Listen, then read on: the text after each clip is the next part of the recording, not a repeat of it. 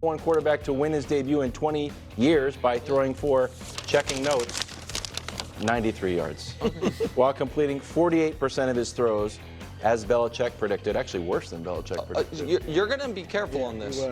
Here's Caleb postgame. Don't care about stats. I feel great. I'll be honest with you. I feel great. I understand that obviously the stats were, where I wanted them to be, and things like that. And perform to the best of my ability, and didn't do that today. We're going to enjoy this win. I'm going to go dinner with my family, hang out with them, and then from there get back into it and get ready to go. We're going to be better next week. Yeah. Okay. Fewest passing yards on 29 or more attempts in the last 10 years. Burrow, Darnold, Zappy, and there's Caleb. Yeah. Nick, are you worried here? No, worried about Caleb, no. Worried about the Bears, I feel better about the Bears.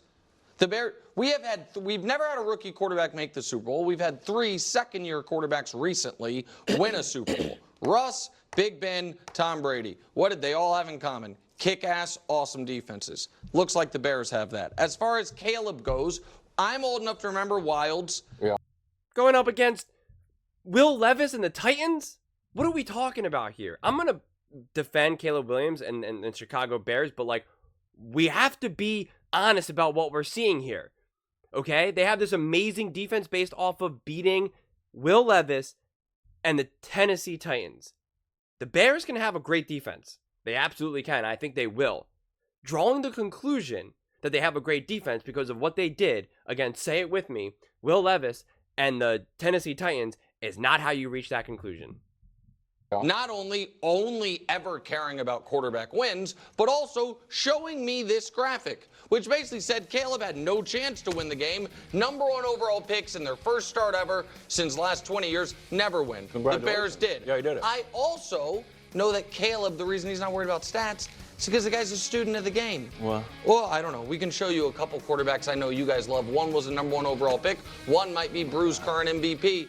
I don't know. That might be a little hard for the audience to see. One guy was 1 for 8 with 14 yards. C.J. Stroud. Another guy 6'15", 74 yards. 14 yards. And a pick.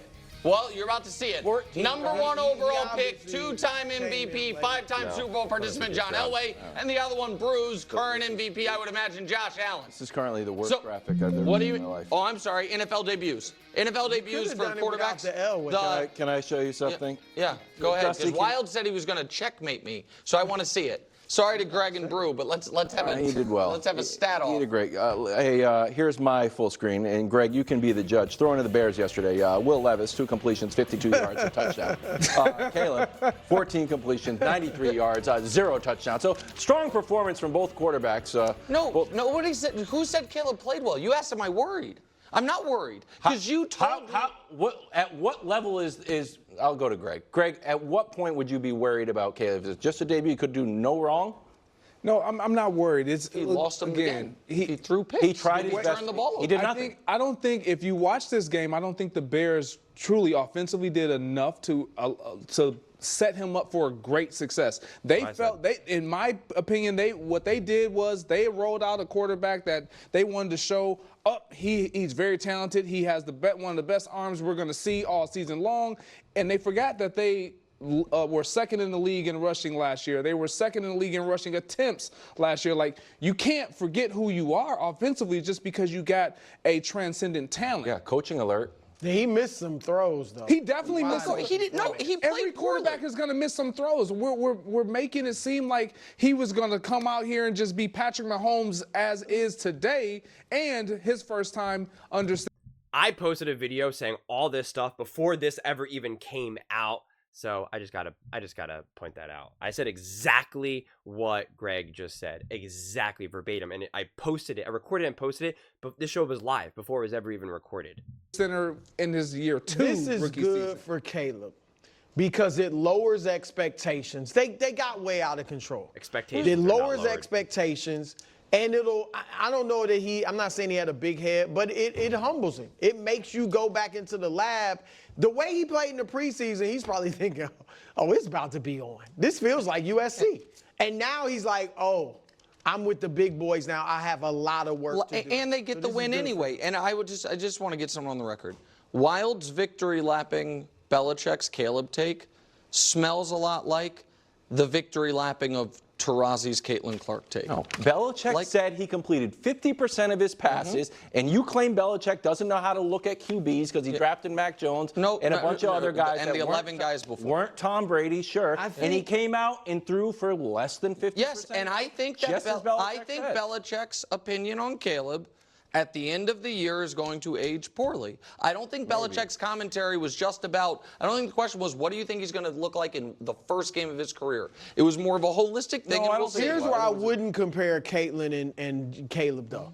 Caitlin, as you pointed out, she had a lot of the deck stacked against her, playing more often than Caleb doesn't. No rest. That's correct. Caleb's got everything stacked in his favor. Yeah, and he gets to play C.J. Stroud next week, and we'll see how he does. Okay. Well, we're not going to be talking about the Jags. Listen, I've defended Caleb a lot. I don't want to overreact to week one. I think Caleb I think his confidence unraveled, and I do not think the Bears did enough to support him. There was no easy plays for Caleb.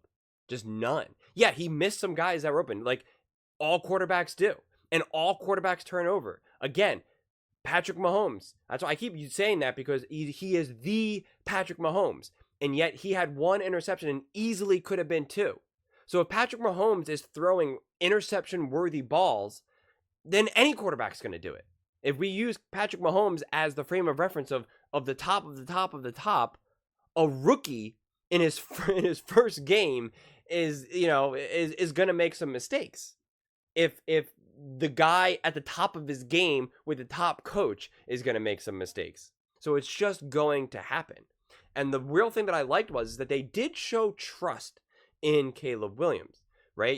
Going for it on fourth down and having him throw, especially after a bad throw, which I thought puts a lot of trust in him. They didn't take the ball out of his hands, but they also didn't put him in a position to succeed. They just didn't set him up for any easy throws, any easy momentum.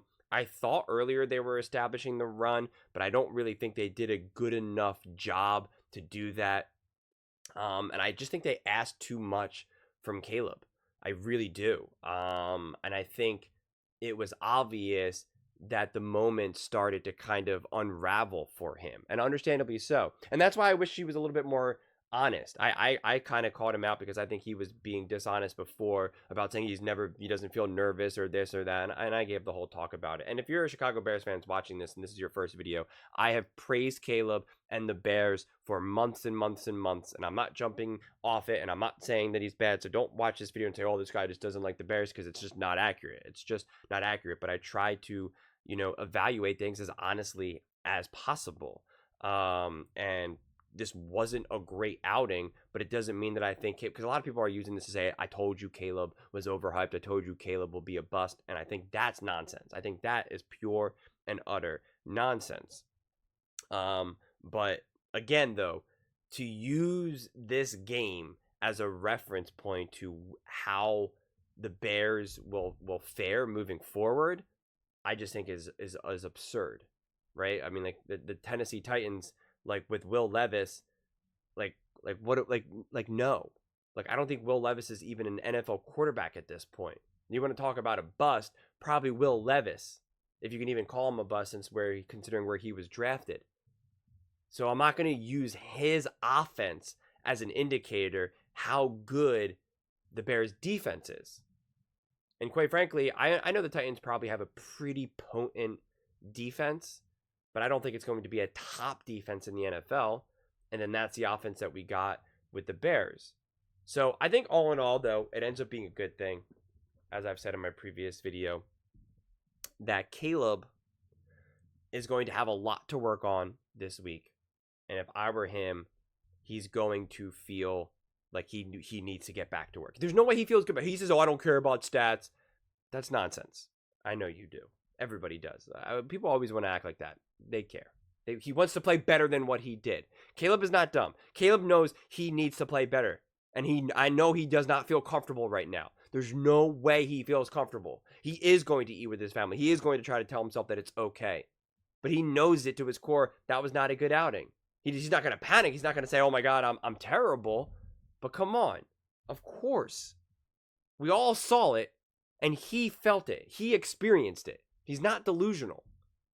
So I think it's going to be good. He's going to go home. He's going to spend some time alone in his room, in the shower, in the bathroom, looking in the mirror, brushing his teeth, and just being like, oh, God, that is not how I thought it was going to go. It's okay. It's okay. We got this. We got this. We got this. I'm going to get to work. I'm already texting Shane. We're going to go over the film. Going to get some work done on my body. It's good. We got this. He's going to have to talk himself up. He's going to have to, really face some adversity from day one. And I think that's a good thing. I think in the long-term perspective for him, it'll end up helping him tremendously. Because I do not think Caleb is someone that will crumble. I don't. I think he was someone that will face adversity. And I think it's a good thing that he got to face adversity but still come away with the win. Because also, his team's happy that they won. And anyone who's ever played sports knows what it's a very interesting feeling when you play bad on the field, but your team still wins. Everyone else is happy. They're feeling good because they either played good and they won. That defense is feeling good, right? Like the defensive coaching staff's feeling good. They're feeling good. And when your team wins and you play bad, there's that weird feeling when you can see everyone else is kind of happy, everyone else is feeling good, but you're not. And it's a little isolating. And depending on how important you are to your team, you have people coming up to you saying, "Hey man, it's all right. And you're like, "Yeah, I know. It's isolating. There's no other way I could put it but that. And in a lot of ways, to a degree, it can truly feel better when you ball out and play great, but your team loses. Even in a blowout, you could get rocked by 21 points, but if you ball out and play great, to a degree, individually, you do feel like kind of good because there is this feeling of like, well, I did what I could do. You can go to bed at night sleeping better, knowing I gave it my all. I did everything I could. So it's just it's an interesting dynamic that I think many athletes have experienced. And so Caleb is going to be wrestling with all of this at the NFL level. And I think it's going to help him grow. I think he's going to be more motivated and more focused this week than he was all off season, all preseason. I think he's going to be like, all right, that was my welcome to the NFL moment. This is not how I thought it was going to go.